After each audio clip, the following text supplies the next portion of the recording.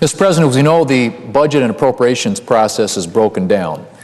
Neither the House nor the Senate has passed a budget resolution which provides the basic roadmap for our spending decisions for the next fiscal year. As a result of not having a budget, not a single appropriation bill has been signed into law for the new fiscal year that starts tomorrow at midnight.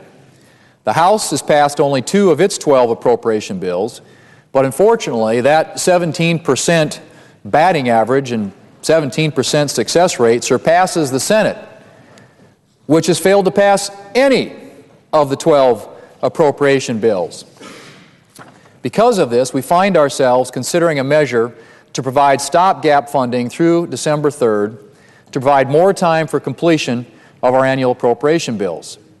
This delay and lack of floor debate on any of the annual appropriation bills has prevented us from having a much-needed debate on the size of government and the amount of money that we should be spending.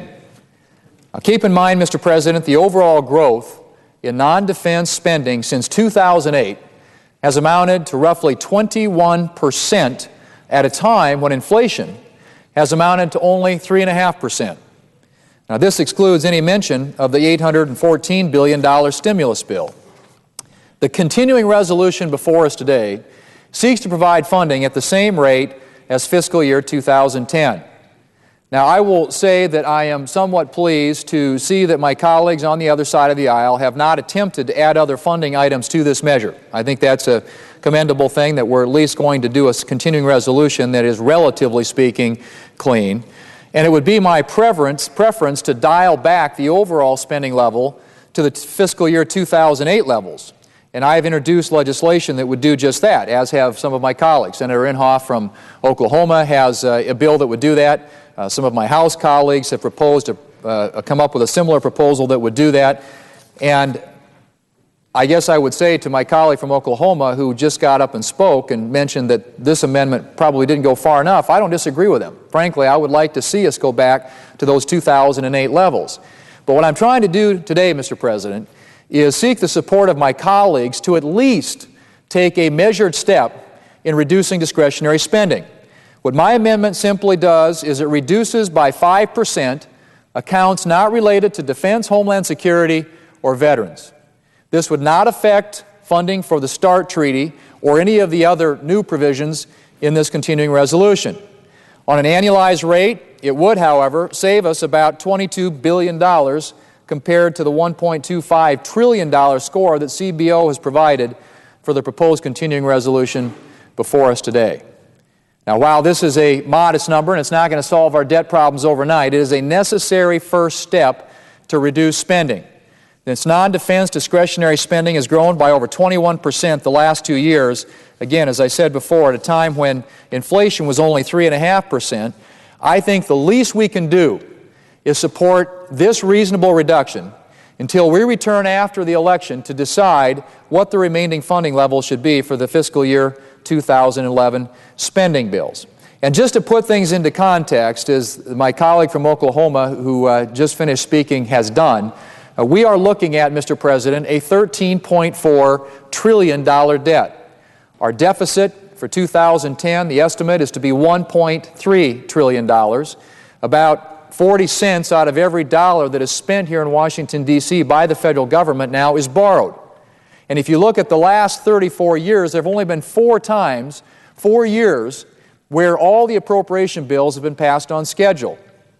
Now, if you actually did go to a freeze at 2008 spending levels and index it for inflation, it would save you $450 billion over 10 years. I think that makes a lot of sense, and as I said, that's a part of a piece of legislation that I've introduced earlier.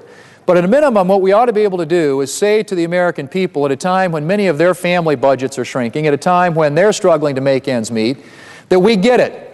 That here in Washington, D.C., we hear what you're saying. We understand that you want your federal government to do with a little bit less. And so what I'm proposing is a 5% haircut. That's all. 5%. I think that's the least that we can do for the American people at a time when, as I said, we're running these $1.3 trillion deficits, and we've got future generations of Americans who are going to be faced with massive amounts of debt that's going to be on their backs for generations to come. And so I would hope today that we could find the political will here in the United States Senate to take what I think is a very modest, a very measured approach and to reduce spending in this continuing resolution by 5%. And then we come back in December, we can have a more full-blown debate about what the size of government should be, which we should be having now and which should have been having throughout the course of these last few months when these appropriation bills should have been debated and when we should have passed a budget. But that being said, none of that's happened. We don't have a budget. We haven't passed appropriation bills. We are where we are. The least that we can do, I think, in fairness to the American people, the taxpayers of this country, is send a very clear message to them that we are going to do a modest amount, at least a 5% reduction over this last year's level in this continuing resolution, and try in a very small way to get some of the overspending that's occurring here in Washington, D.C. under control. 21% over the past 2 years at a time when the inflation rate was 3.5%, meaning that we are spending at the federal level 5 to 6 times the rate of inflation, what the rate of price increases are across this country for most Americans. And I think that's not fair to the American taxpayer, and I hope my colleagues will support this amendment. And I yield some time. The senator from Massachusetts is here. I believe he wants to speak as well to this issue and to this amendment, Mr. President. So I would yield as